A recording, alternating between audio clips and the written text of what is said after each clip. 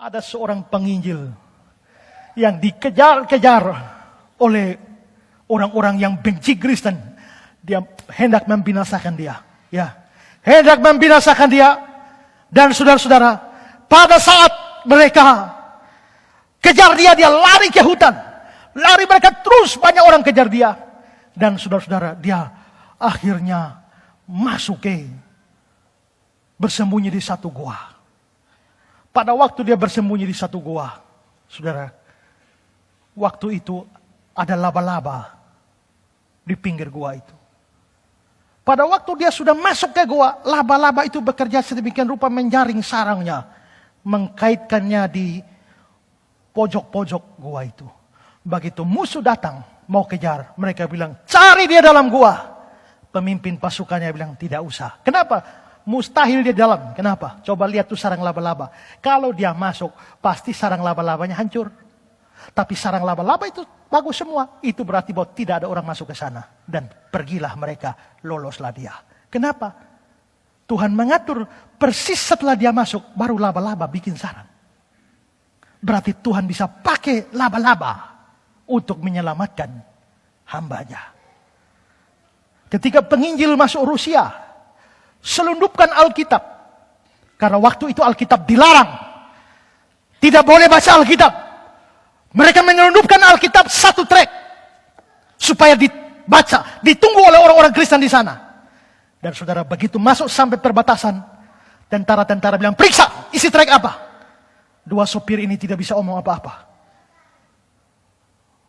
Periksa tentara, bongkar.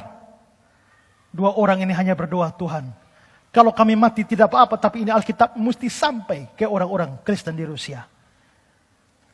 Tentara sudah pergi belakang dan tinggal turunkan dan lihat Alkitab. Begitu baru pegang, entah kenapa, pintu belakang dari trek ini tiba-tiba jatuh dari besi kan. Tak, tak. Begitu kena tentara ini hampir jatuh, marahlah dia, kurang ajar, ayo jalan. Maka jalanlah mereka.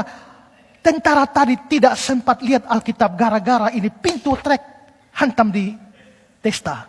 Dan loloslah Alkitab masuk Rusia. Kalau begitu, Tuhan bisa menyelamatkan umatnya pakai pintu trek. Ya, macam-macam cara Tuhan bisa berikan.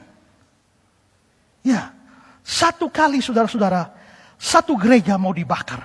Orang banyak sudah datang siap bawa obor, siap bakar satu gereja. Tapi tiba-tiba mereka semua balik dan pergi, lari. Ada apa? Pendeta pada ada ketakutan di dalam. Tapi lari. Semua yang mau bakar gereja. Belakangan pemimpin, kepala penjahat yang mau bakar gereja itu bertobat masuk Kristen. Masuk ke gereja itu, pendeta itu tanya, kenapa dulu mau bakar gereja tidak jadi? Begini, waktu kami mau bakar gereja itu, kami datang siap bakar, tapi kami lihat, wah, ada pasukan baju putih-putih semua, pegang pedang menyala, ada tunggu di situ. Lari kami semua. Tidak ada orang yang lihat itu, cuma mereka yang lihat. Berarti Tuhan menolong dengan mujizat, memberikan malaikat. Ada satu penginjil lagi, dikejar sampai hutan, mau dibunuh. Sampai di akhirnya sudah mepet di pojok, tidak bisa lari, pasrah saja. Begitu musuh datang hanya lipat tangan dan begini. Tapi apa yang terjadi? Begitu musuh bawa pedang, ini kan orang di sini. Musuhnya itu pergi. Sedangkan dia ada ketakutan. Seperti musuhnya tidak lihat dia. Belakangan si musuh bertobat, tanya, kenapa kau tidak bunuh saya? Tidak ada, saya lihat cuma batu. Ini peristiwa-peristiwa nyata. Kalau begitu saudara, biar musuh sudah di depan kita. Kalau Tuhan belum izinkan saudara mati, tidak akan ada yang bisa mati.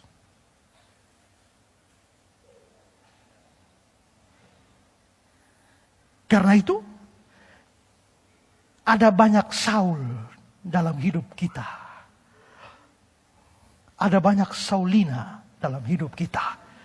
Di rumah, di kantor, di pekerjaan, di gereja. Yang sepertinya menghendaki kita lenyap dari bumi ini. Membuat hidup kita seperti telur di ujung tanduk. Tapi kamu harus percaya. Kalau kamu betul-betul anak Tuhan. selangkah saja dari maut, kamu tetap bisa lolos. Itu berarti bahwa apapun yang hantam hidup kita, apapun yang kita alami, bahaya, ancaman, persoalan, kesulitan, jangan takut, jangan panik, jangan khawatir. Lakukan semua yang bisa saudara lakukan sepanjang tidak melawan firman. Tapi percayalah, yakinlah bahwa hidupmu dalam tangan Tuhan. Dan kalau Dia memegang engkau, tidak ada satu kekuatan dunia apapun bisa menghancurkan hidupmu.